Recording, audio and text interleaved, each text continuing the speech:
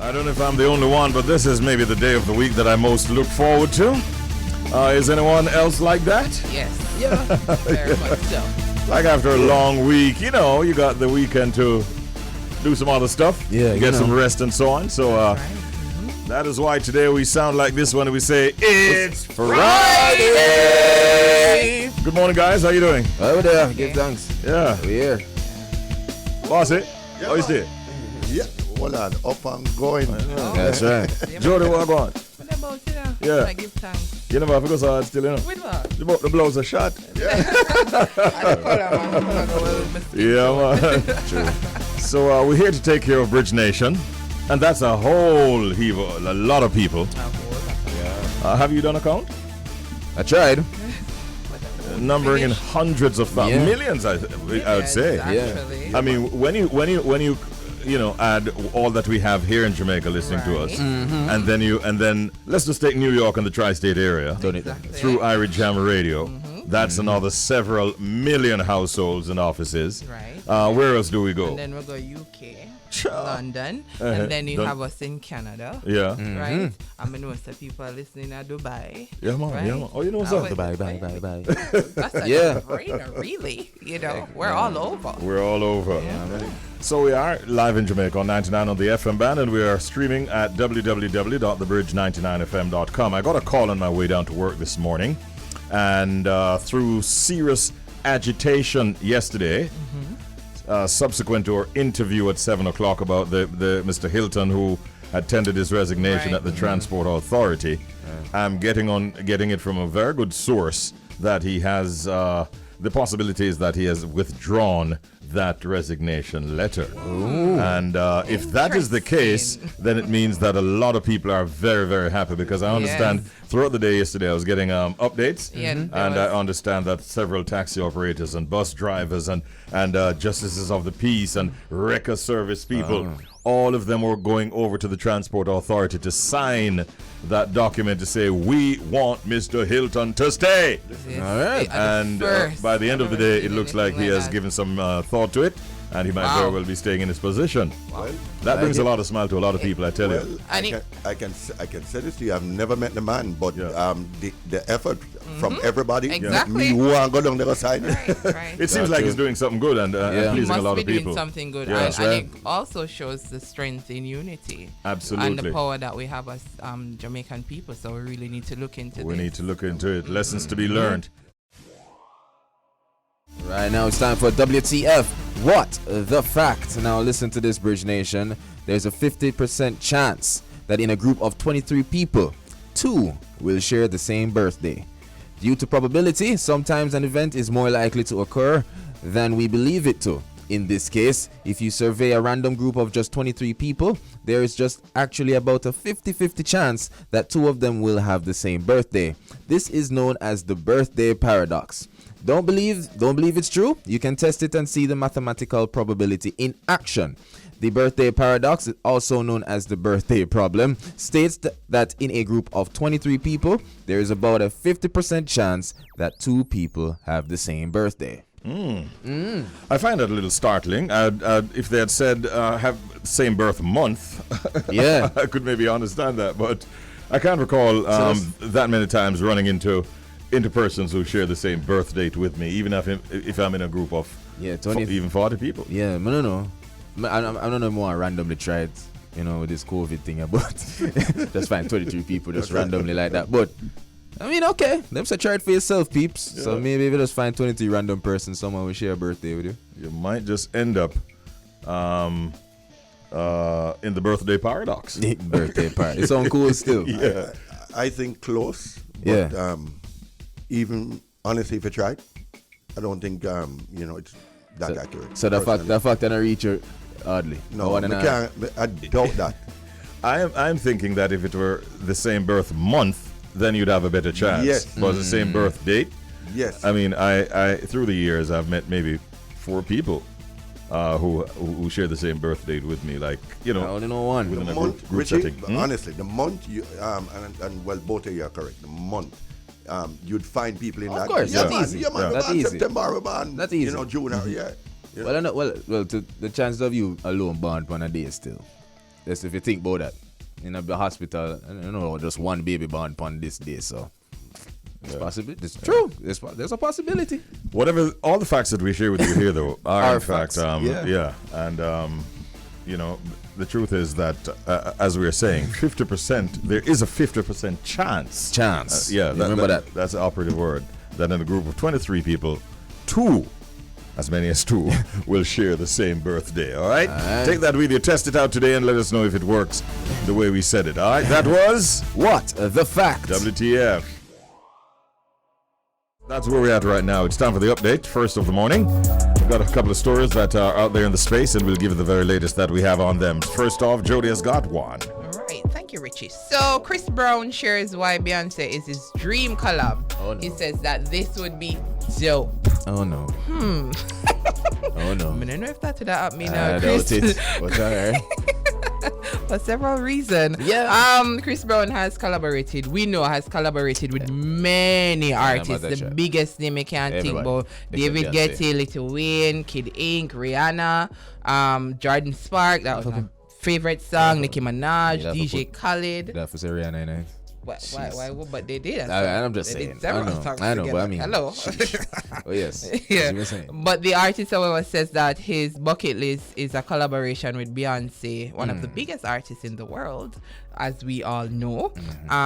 He was on the $1 Million Worth of Game podcast and sharing his success and sharing, his desire to have that at least one song with the iconic Beyonce. And I must say, realistically, I'm not too sure if it got happen. No. But it is his dream, and he hoped that one day that it might happen. I think for just the reason that she's associated with Rihanna, and Beyonce is, let me tell you, based on observation, Beyonce not going to do anything that is going to taint her career in any way. So if she feel like persons are gonna say, how are you going to do song with Chris Brown, even though this happened years ago, Rihanna forgive and all of that, knowing fans, they're gonna bring up that, and she doesn't want problem. Do you think it's Beyonce that's standing in the way of such a collaboration, or is it Jay-Z? It's Jay-Z. I think it's more Jay-Z. I think it's Jay, because remember, Jay's super close to Rihanna. Yes. And even though Rihanna would forgive and forget, move on, and all these things, not Jay. Jay not look like him not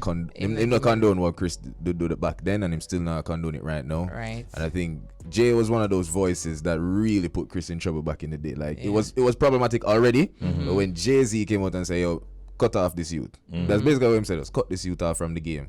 It's a serious thing. So I think Jay-Z is a big factor here, and Beyonce, as Jojo says, it's all about her career right now and cementing her legacy. Right. It's not like she needs a Chris Brown collaboration. But it would be dope. No, he's like, Chris Brown is right though. If they do, Chris Brown have some of the best collabs in history, in music history. Yeah. And if they come together, it would be great. But I don't see it happening. Probably I don't know. Another 10 years? I don't know, but we'll see.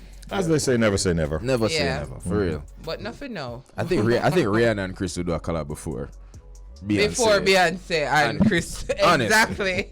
I think even ASAP would do a collab with Chris before that even happens. That's true. For real. Chris basically stands to gain more from this collab. Yeah, that's true. And he knows that. He acknowledges that. All right. Well, speaking of collabs, this one looked like it never worked out too well for the General Junior Reid. He's calling it musical slavery, as he said he made no money on the One Blood collab that he did with the rapper The Game. Now, reggae and dancehall icon Junior Reid said he did not profit meaningfully from his 2006 collab with The Game titled It's Okay, One Blood, which heavily sampled the hook of his 1988 song One Blood and had featured Reid himself singing some of the lines. Now, while songs oftentimes, accrue monies in areas outside of record sales and streams, such as public performance, revenue, synchronization, licenses, merchandising, endorsements, and appearance fees, according to Junior Reid, The Game and his associates are the ones who have garnered the lion's share from the exploitation of the track. As apart from record sales, he has had very little else to show. He said, "A millions they make off of that. Me not make no money off of One Blood. Compared to how them do the thing and do the business, because you know the thing go. I make a little thing, but at the end of the day, it's not just money from the record, but just going out there as Junior Reid, that's exposure. Now, he also went on to say that, look, he still has respect for the game. He was cognizant of the fact that in most cases, management and labels were the ones in full control, and oftentimes they make decisions in which artists have no say. But he never itched for say he felt like it was musical slavery at the end of the day. But it look away still, because we don't know how the legend Junior Reid allowed that to happen. Right. You know what I mean? Because your tune been big before the game, and I want people to understand that this song came at a time, and it even said it here, this song came at a time when Game's career was struggling. Exactly. And that's what made Game so popular. Yeah. You know, when that dropped, even the visual and everything. Yeah. So I'm surprised that They got he to did, this. he didn't make enough money, or maybe meaningful. meaningful. I don't know but what we he don't know means. what Yeah. meaningful mean for Junior Reid. You know, that's the remember next when thing. you're a legend, you know, a More different could thing. be You know. made, obviously. Yes. Yeah. So he's saying. And it's surprising also because Junior Reid is one of the brothers who really understands the business. That's Exactly, true. so that's- Yeah, because he has done it all. I mean, he has set up his distribution company. He has done. There's a point when Madonna, through Maverick Records, wanted to sign Junior Reid. Aye. Yeah, and he refused the offer. Because of the numbers that they were talking. And See that? so Man, he no definitely, numbers. man. Yeah. So this is strange and Yeah. surprising at the same Yeah, time. yeah, Maybe yeah, he yeah. just dropped the ball with this one, you know. Yeah. Stuff happens. Yes, Yeah. stuff All happens. right, I'll just continue where you all started, and that is to talk about collaborations. No problem. If you all don't mind. Yeah, man. Yesterday we were talking at this time about the fact that Ed Sheeran, as well as Jamaica's Ishana, had in fact put out a post suggesting that their collaboration, which was mentioned a few months back, would actually be dropping today. Well, naturally, Ed found me, got my email, sent me the song. Of course. Ishana also sent me, so I'm getting the song from different directions Yeah, man. early this morning, and today we have the song to play.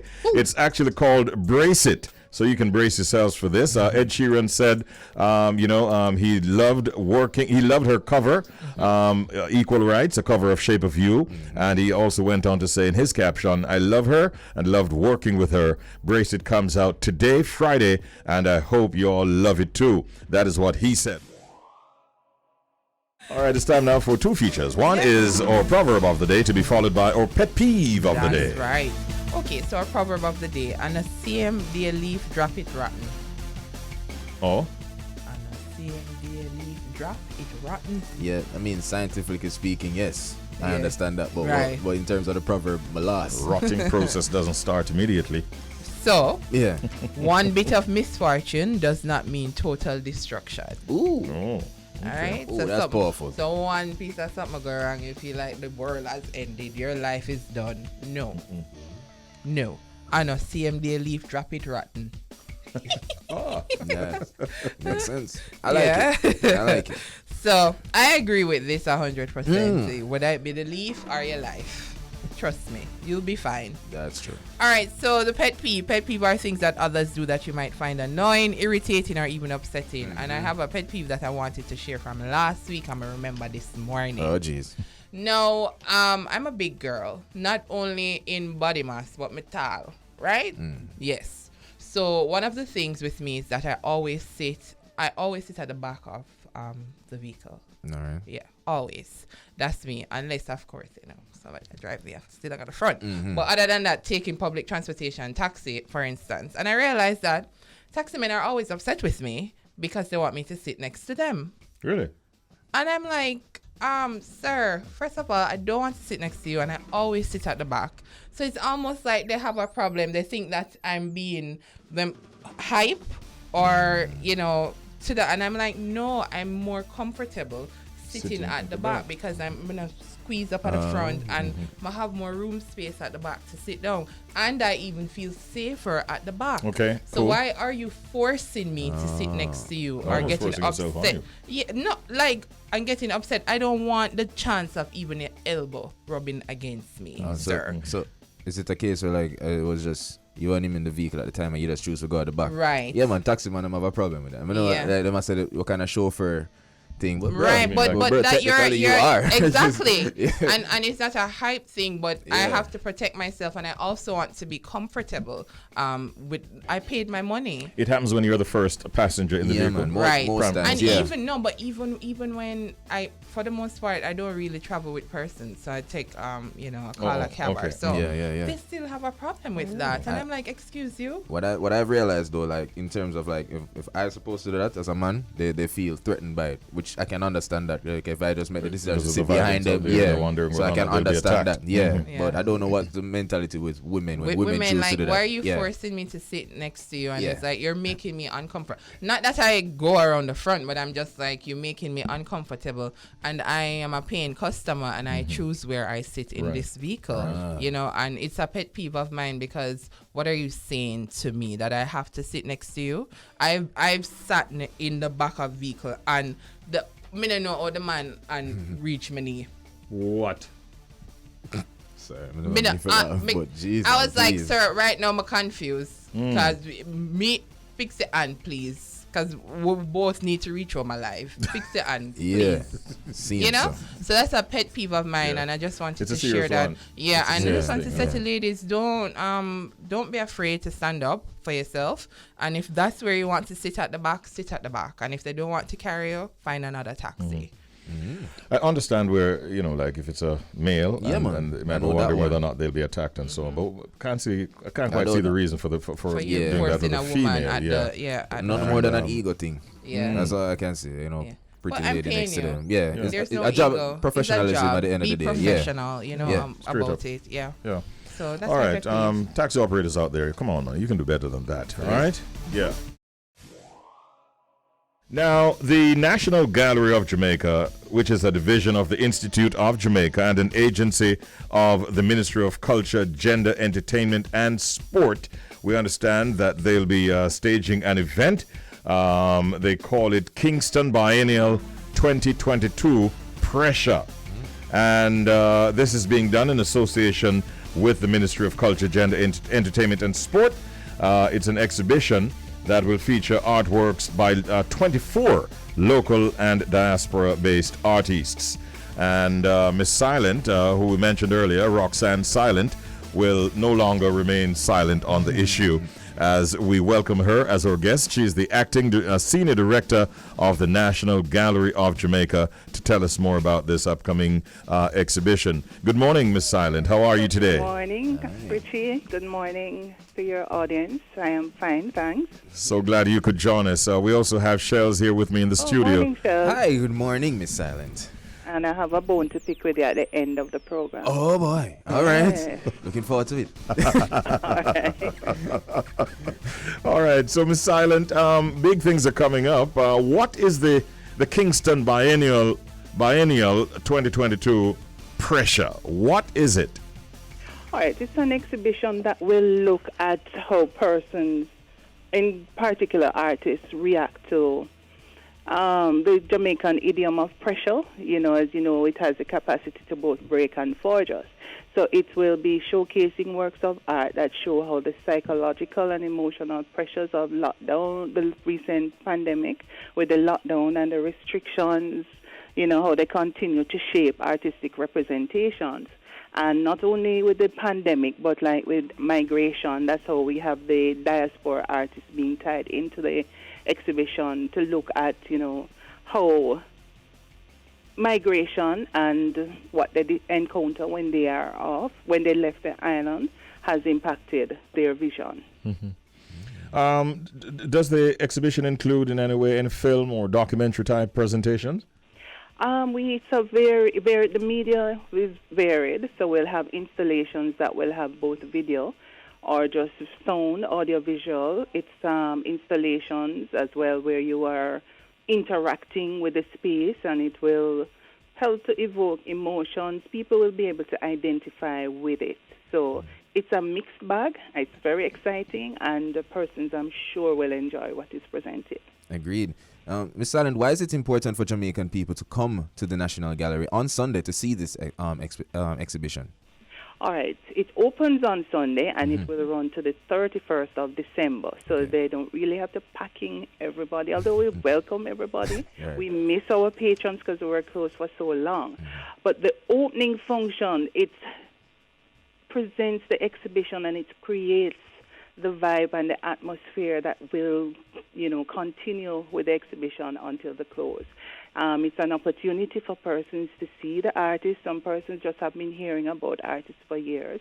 They will, when you come in the gallery space, especially during an opening, there is such a wonderful vibe and energy that's there, and out of that you find, wonderful conversations, friendships are born. It's just a wonderful creative space, especially on opening. So, yes, I would encourage persons to come, but I will tell you that COVID protocols will be in place, right, and building capacities will be monitored. Right. And the protocols include the requirement for mask wearing. Of course. Is the event free? Yes, our opening events are free. Thereafter, it's paid admission on our regular opening hours. Okay. So you are located at 12 Ocean Boulevard downtown, for those who are not aware, and the National Gallery of Jamaica is the largest and oldest public art museum in the English-speaking Caribbean. And as we mentioned earlier, you are a division of the Institute of Jamaica. And I wanted to ask you now, what role is the National Gallery of Jamaica going to be playing in our 60th Diamond Jubilee celebrations? All right. Well, this biennial actually is the first major event on the Diamond Jubilee calendar. So we are, we are fully engaged. Right, and we are the first. So it will be a showcase. Yes. Wow. Can you tell us anything about the exhibitors and what they'll be bringing to the table? Well, as I mentioned earlier, it's a mixed bag of works. So we'll have paintings, we'll have sculptural assemblages, audio visuals. It's an installation art. So it's varying levels and layers of art presentation that will be showcased. Okay. And exciting things. It sounds that way. Yeah, sounds that way. What time do you open to the public in the days? All right, we are open to the public Tuesday to Thursdays, 10 to 4:30. On a Friday, 10 to 4, and on Saturdays, 10 to 3. We're closed Sunday and Monday. However, when we have special events, we will notify the public via our social media platforms and and on our email list. Do you care to share your social media platforms with us? Okay, it is. Hold on, let me. No worries. We're talking here with Miss Silent, Roxanne Silent, acting senior director of the National Gallery of Jamaica. All right, Instagram, Facebook, it's at National Gallery of Jamaica, and our website is nationalgalleryofjamaica.wordpress.com. Okay. Right. I don't know if anybody saw recently the footage with the JDF helping us to install one of these massive installations, but within a 4-day period, we got over 28,000 views. Oh, that's fantastic. Yes, it was a fantastic event to watch, to see the JDF. They came here, and it took them 6 hours to get just one element of an installation inside the building because of the wait. 50 soldiers and 6 hours. So you can imagine, and I want everybody to come and see the final product of all of this wonderful effort that they put out. You say everybody. You want everybody to come. And my final question was going to be, who is your target audience? Who do you want to come when you open your doors? Who do you want to see there? We're expecting to see. All right. What we have noticed that since the pandemic, our demographic, persons who have been visiting and sending in questions, have broadened. And it's wide-ranging. So we have I had somebody 12 years old coming in here yesterday asking to volunteer. And we have retired persons. The gentleman was in his 70s, and he came and he wanted to volunteer. So we're just expecting everybody to turn up. All right. Love it. Can I take this opportunity to thank our sponsors? Yes, please go ahead. All right. So let me start off by thanking Minister Oliver Grange and her team at our parent ministry, as well as our board led by Honorable Senator Thomas Tavares Vinson. So the first one is the Chase Fund. The second is the Embassy of the People's Republic of China. And of course, this is in alignment with our motto out of many one, because the Chinese was really integral in part of our nation's history. Then we have TEF, Tourism Enhancement Fund. We have Grace Kennedy. We have the AC Hotel, who is branded as the official hotel partner for the Kingston Biennial, and they will be offering special rates to persons visiting Jamaica specifically for the Biennial from June 25th to December 30th. Of course, conditions will apply, so when you contact the hotel, you'll be told. And we have Berger Paint, who, whenever we're having exhibitions, we always use a lot of paint. Mm-hmm. And we approached them, and they did not hesitate. Their response was in one day. And they sponsored us a good amount gallons of paint. So fantastic. we're quite happy for that. Right. Please allow me to ask you before you go, why did you all decide to call the exhibition Pressure, the Kingston Biennial 2022?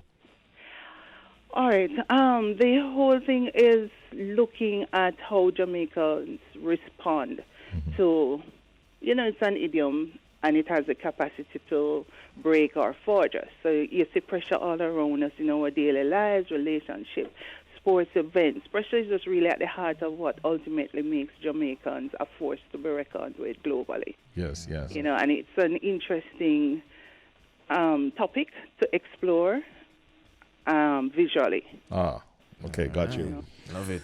I don't know if you wanted to pick the bone with Shells on air or off air. Yes, about the birthday paradox. I'm certain you and I share the same birthday, Richie B, and we know each other. Okay. For years. So Miss it's Silent. out of 23. Yeah.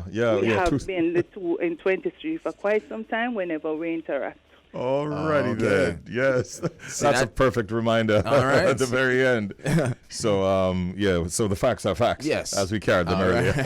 Thank you, Miss Silent. Miss Silent, thank you so much and have a great day. Good to see you. Thank you for hosting us. Yes. And I hope to see you visit us sometime. And happy birthday when it comes. All right. All right. Take care. Bye. Good luck with the exhibition down there so much. at the National Gallery of Jamaica.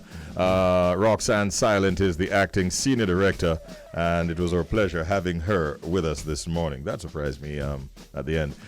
You know, when she mentioned Thomas Tavares Finson, for a moment I was wondering, who's that? Because we know him as what? Tom. Tom, we know him as Tom. I saw him in a fast food restaurant a couple of months ago. I was like, hey, what's up, Tom?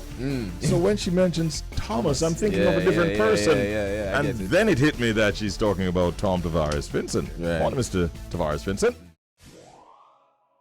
Let's go on now to the Secret Sound game. And remember, it is a new game, a new sound. Yeah. Because yesterday, Hamilton, we call him Hamo, having tried many times. There's one morning or two when he turned up with his rooster in his support, giving him indication as to what his answer ought to have been. Yeah. And yesterday, he finally came through as the winner. Congratulations again, Hamilton.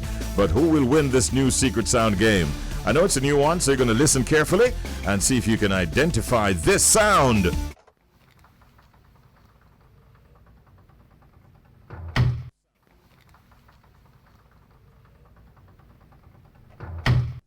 All right, so I'm hearing a faint sound at the beginning, and then there's a heavier sound that follows. When I go stress out the people then. I think we want to be making sure that the faint sound is a little more louder, amplified. Yeah. So let's hear it again. New sound.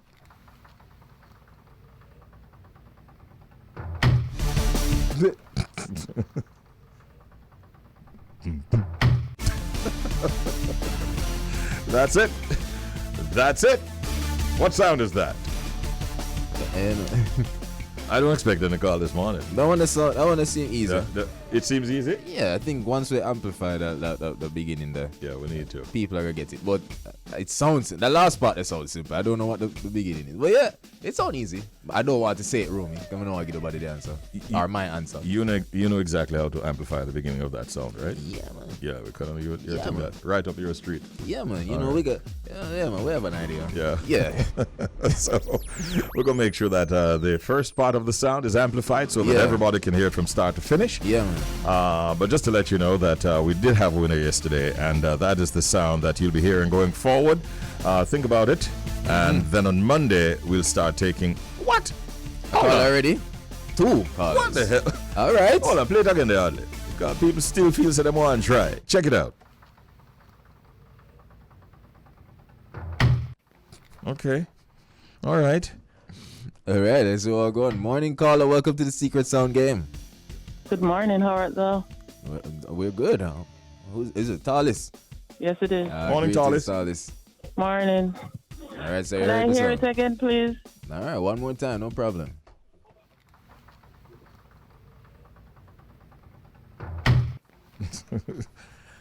That's it, Talis. Is it the sound of somebody bouncing a basketball? Bouncing a basketball. No, that is not the answer, Talis. Sorry.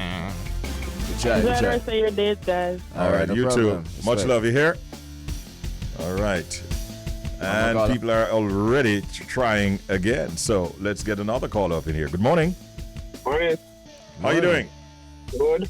Who's this? Raj. What's up, Raj? Greetings, Raj. Yeah. All right. You heard the sound? Yeah, man. What do you think it is? There's somebody bouncing a ball against the door.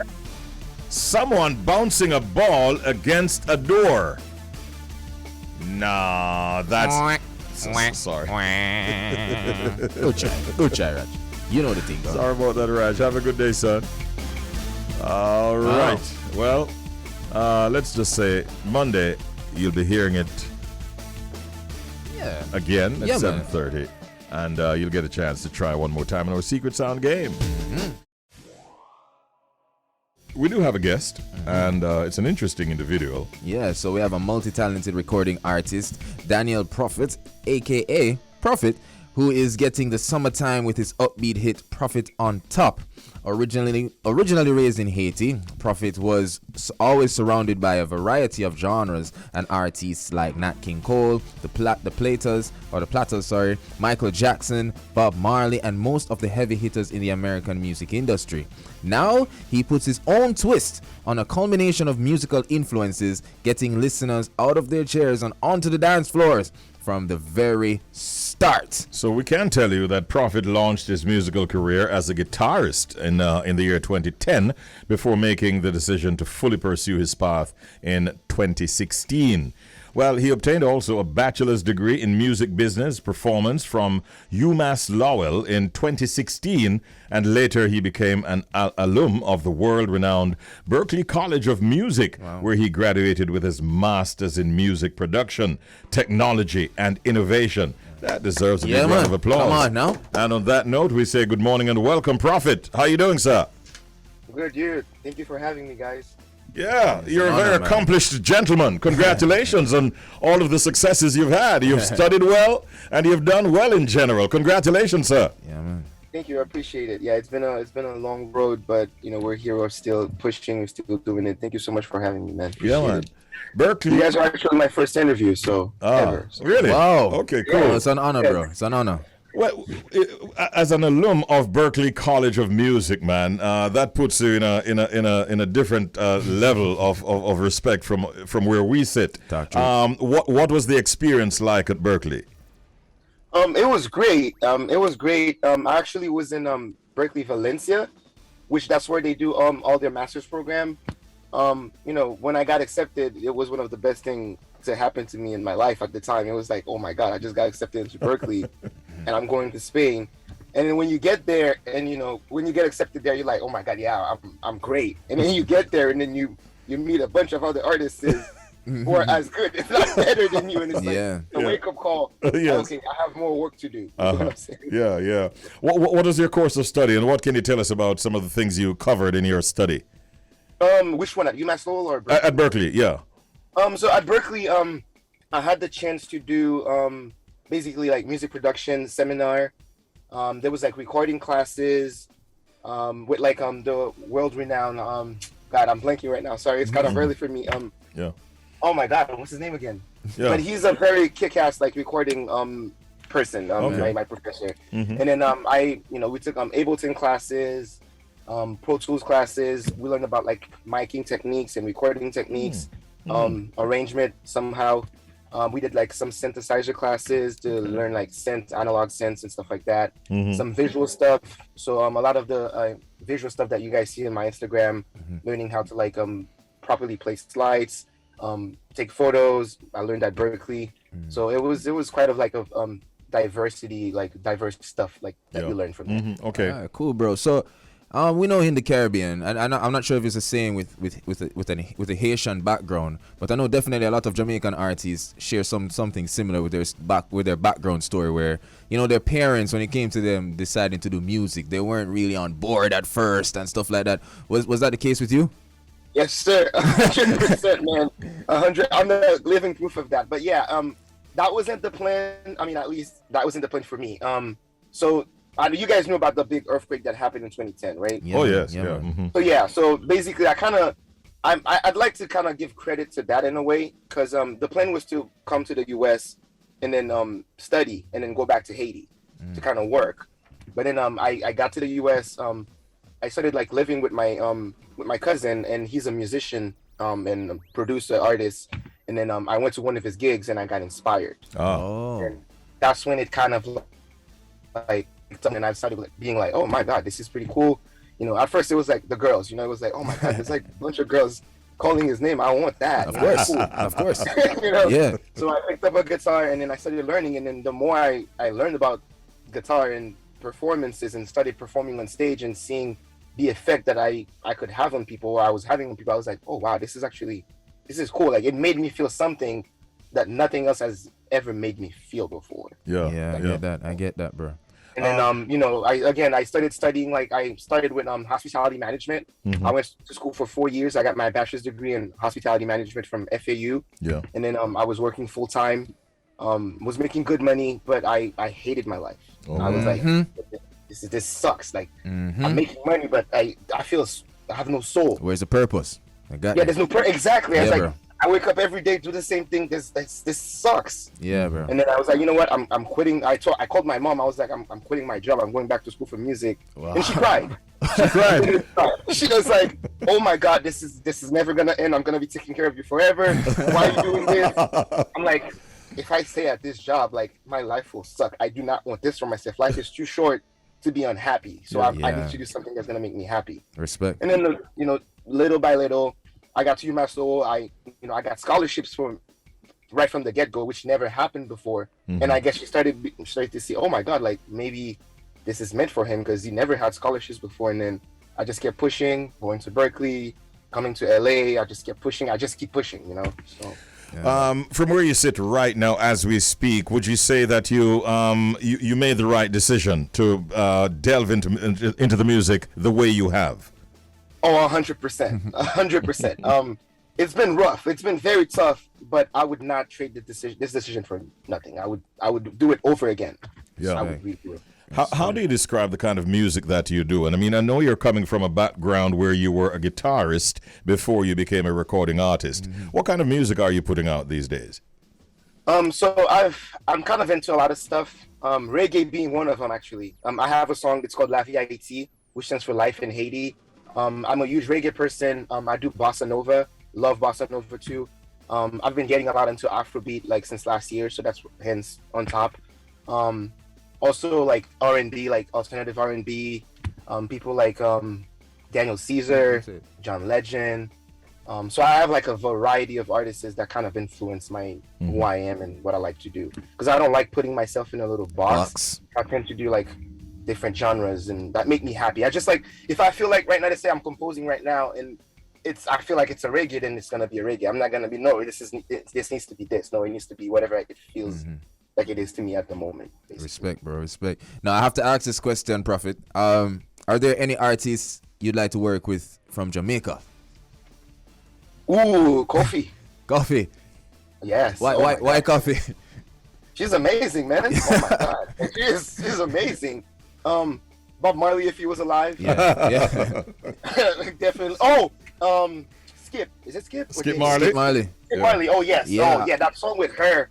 Yeah. Slow down. I had that song bumping. Slow down. Yeah. I had that song bumping for a long time. I love. Yeah. Very very talented individual. Those are the top three I can think of, because I kind of like veered off a bit more into the Afrobeat scene and listening to a lot of Afrobeat. But yeah, definitely, yeah. Kofi and then Skip, yeah. So Prophet, you're Haitian born, right?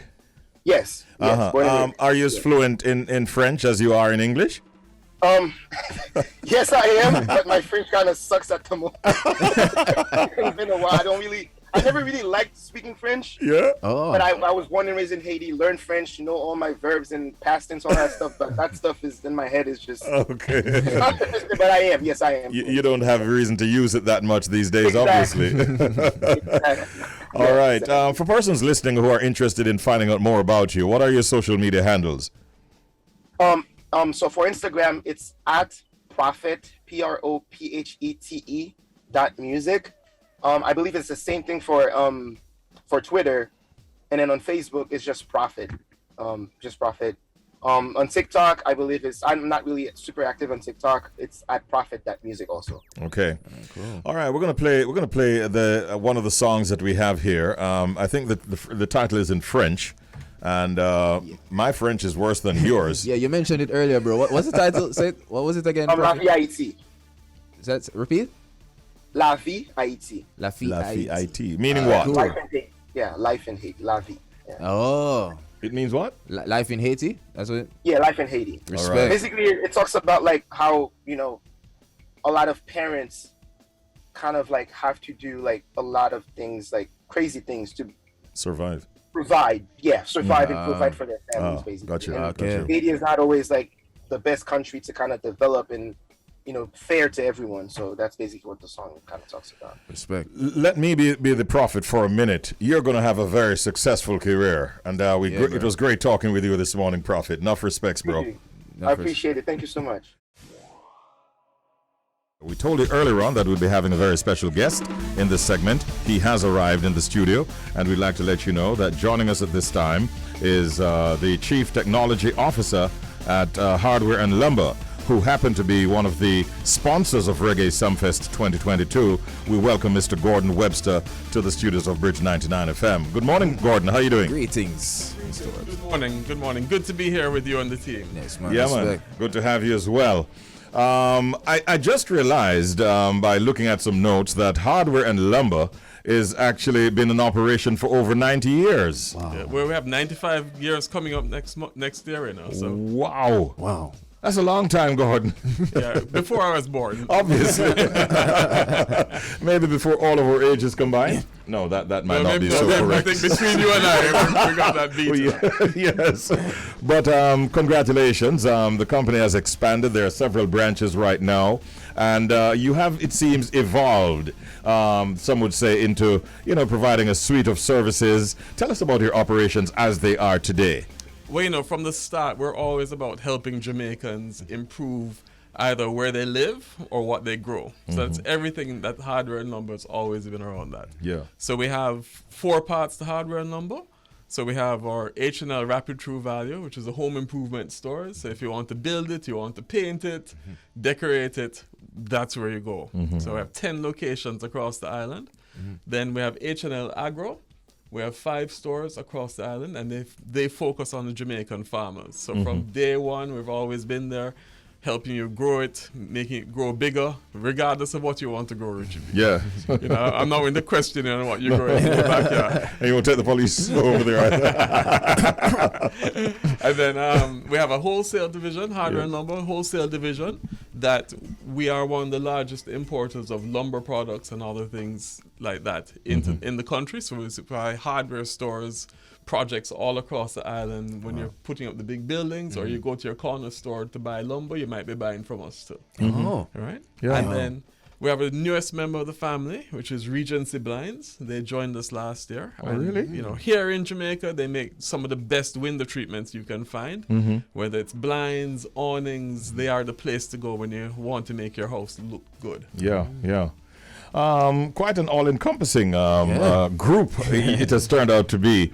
I mentioned DJ Roy being in New York City right now, and he's listening. No doubt he'll have a question for you. But let's say DJ Roy is, building his mansion to return home at some point in the future. You mean the second mansion? That's right. Thanks for the correction. The second mansion, and he wants to renovate and stuff like that. How can Hardware and Lumber sort of help him, a customer like a DJ Roy, using him as an example here? Well, for all of our Jamaicans in the diaspora, and even for the Jamaicans here, we have a dedicated call center that people can come in. They can come in via WhatsApp, on the phone, email us, any way they want to get to us. There's someone there that will answer the phone and really help guide them through the process.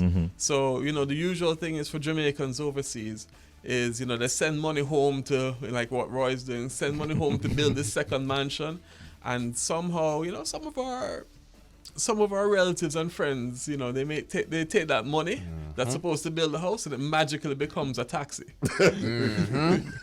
So you really know what I'm going on. Right? So we have a gone weddy. Exactly. Or like our friend, buy a new Audi A4 or something like that. Yeah, he know the business. Yeah, So. What we do is you can deal directly with us, order your building supplies. We'll deliver them straight to your building site or your house. No middleman, no money transfer fees where you just deal straight with us. So all your money goes into supplying your house or your farm or whatever it is you're trying to do. And then we can also help in terms of technical support, and even sometimes, because we deal with literally hundreds of contractors all across the country, we might even be able to help you find by making a recommendation or two. Yeah. I think it's fair, Gordon, that we give Roy a chance to respond. First of all, is it the first mansion or is it the second? And then he might have a question for you. Go ahead, Roy. What them say back in Jamaica? Bet ya bet. But on a serious note, though, we here in the tri-state area, sometimes we're nervous about sending our money to loved ones, and we love them dearly because of the same thing that Richie was talking about. So how do we get our funds to you? Have the equipment or the material drop at the job site, and we know if a 10 block order, 10 block I go drop. Well, we've been, thanks, man. Good to see you on the TV there. We've been doing this for 95. Well, I'm going to say 95, 94 plus, but almost 95 years. It's all about trust. We wouldn't have got this far if we weren't. We love Jamaica. We love to build Jamaica. So once you make contact with us and you place your order on the website or you call into the customer service center via the phone or WhatsApp, however you want to come to us, Instagram, you name it, where you can get a hold of us. We will make sure that the items get delivered. Okay. I can't speak to what happened after it deliver, but I'll get it there. How about in a timely fashion? Because sometimes time is of the essence when you're building. You need the windows, them, want rainfall, and the window them rainfall and go through the house and wet up the house. So how is timing? Well, that's where we work with you on that. We're in an island. Not everything is available all the time, but we will. If we don't have it, we'll figure out a way to get it to you or find another alternative. But my customer service team is very good, very dedicated. Once they understand what your requirements are, they will move heaven and earth to get it to you. All right. I suggest you give out the contact numbers and the websites and everything that they can go to, because we got about 4 or 5 million people listening, and everybody said about Jamaica now. It's the best place to be. There's no place like home. Right. Without a doubt. Now, Mr. Webster, I'm seeing something there that's piquing my interests. Tell us about this giving platform called Shop for Good. Boy, I'm glad you brought that up. As I said, we've always been about helping to build Jamaica and make lives for Jamaicans better. And a critical component to that is helping those that are less fortunate than us. So when you shop with us via our website at hardwareandlumber.com, 1% of anything that you buy is donated back to Food for the Poor. Wow. Right? And it's all just part of us being a part of our community and giving back. But that's not the only thing that we do. I mean, throughout the pandemic, we supported the police with personal protective equipment. We do a lot of outreach with churches across the entire length and breadth of Jamaica, refurbishing schools. It's really a part of who we are, and we really see ourselves as part of, I said, building Jamaica and all, helping educate people, helping people, making people healthier. We work with some of the health centers in the area where our head office is on Spanish Town Road. So it's really about how do we lift up all of our Jamaicans. And not just Jamaicans, Gordon, because I remember even when there were some issues in the Caribbean, you were sending off container loads of supplies to assist them in the past. Yeah, absolutely. That's our connection with Joe Bogdanovich. Right. We had Caribbean Love Now, and so it's it's not just Jamaicans here, but it's really all of our Caribbean brothers. Yeah. And I'm going to steal something. We're making a bridge to the future for everybody. Nothing wrong with that. Nothing wrong with that. You're at the right place to make such an announcement. Yeah, man. Tell us about the involvement with Reggae Sumfest. I'm looking forward to an exciting festival. Oh, absolutely. I'm a big fan. I've been going to Reggae Sumfest since, how old are you now? I am 28. Yeah, since before he was born. Wow! Oh, man. Classic men are here. Classic men are here. These people that just come, And this year now I miss you. No, not going to miss you. Yeah, nice. But we have a very, very special relationship with Sumfest. Joe Bogdanovich, who is the chairman of Dancehall Records, and he's producing Sumfest. He's also one of the major shareholders of Hardware and Lumber. So, while Dancehall build the vibes with the music, we build the vibes with your home improvement. Yes.